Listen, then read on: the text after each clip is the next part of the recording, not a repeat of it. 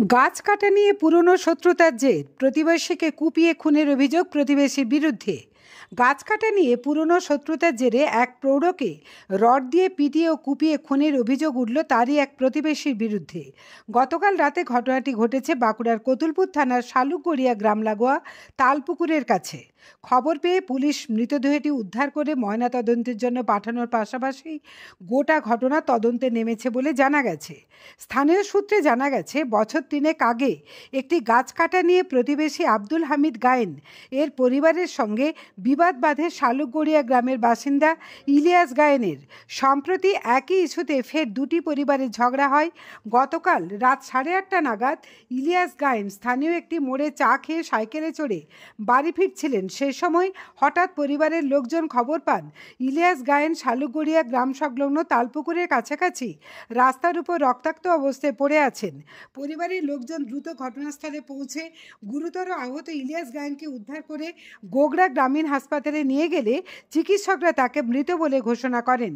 ইলিয়াস গায়েনের পরিবারের দাবি, পুরনো শত্রুতার জেরে প্রতিবেশী আব্দুল হামিদ গায়েন সহ 4 জন দুষ্কৃতী ইলিয়াস গায়েনকে প্রথমে রড দিয়ে পিটিয়ে ও পরে কুপিয়ে খুন করেছে।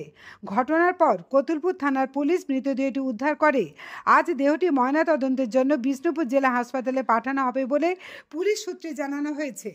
ঘটনার পর থেকেই অভিযুক্ত এলাকা ছাড়া পুলিশ অভিযুক্তর খোঁজে তল্লাশি শুরু করেছে। শুরু হয়েছে ঘটনা তদন্তও। আরামবাগ টাইমসের রিপোর্ট। ঘটনা হয়েছিল বছর 3-4 আগে, বিরাট ঝগড়া হয়। তখন আমার ছেলেকে ওই ছেলেটি চটিয়ে একদম হাত ফাত কেটে দেয়, আমার চোটায় কাটে। তখন তো ঝগড়া আখজি, তখন তো সুযোগ পাইনি। আবার সেদিনে ঝগড়া হয়, সে একদিন মোটরসাইকেল চুরি করে চলে গেল আমাদের ওই ছেলেটাই, মোটরসাইকেল চুরি করে চলে যায়। তারপরে আখজি থেকে আজকে ওখানে রডে করে আর চটিয়ে কেটেছে, রডে করে মেরেছে। আর চটিকে 3-4 জন ছিল, আমার দাদা বলছে, আমরা যখন তুললো যে বলছে ওই ছেলেটার নাম বলছে আর 3-4 জন ছিল বলছে। আব্দুল হামিদ গায়েন আর লোকদের নাম বলতে পারেনি, আর 3-4 জন ছিল। ওই রাস্তায় মানে আমাদের বাড়ি থেকে একটু দূরে, আর ওই মোড় থেকে একটু রাস্তার মাঝে রোডে। আমার দাদা। কিভাবে কোথায় গিয়েছিল? এই চাঁদওয়ান গিয়েছিল, বাড়ি ফিরছিল চাঁদওয়ান থেকে বাড়ি ফিরছিল। কেন আখজি করে। আমার নাম মাবিয়া গায়েন। বলতে আমি মুরুর বাজারে ছিলাম, আমার বাঁধ লোড হচ্ছিল, সঙ্গে সঙ্গে ফোন করেছে যে তালপুকুরের কাছে তোর বাবা অ্যাক্সিডেন্ট করেছে, পড়ে আছে, তুমি তাড়াতাড়ি এসো।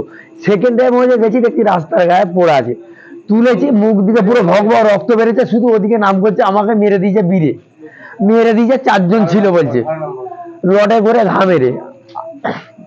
আব্দুল গায়েন আর ওর নাম বীরে বলে ডাক নাম, ঠিক সঠিক ভালো নামটা জানছি না। আব্দুল হামিদ গায়েন। কেন মারলো এটা? কেন মারলো? আখজি করেছে, গাছের লেগে একবার ঝামেলা হয়েছিল, আমার চাষতে পারে হাত পর্যন্ত কেটে দিয়েছিল। এলে বিরাট ওই আখজি করে আমার আব্বাকে একদম জানে মেরে দিয়েছে। আমার বাবা হয়। আমাদের ঘরের পাশেই ঘর, বীরে বলে নাম, ডাক নাম আব্দুল হামিদ গায়েন। কেন মেরেছে?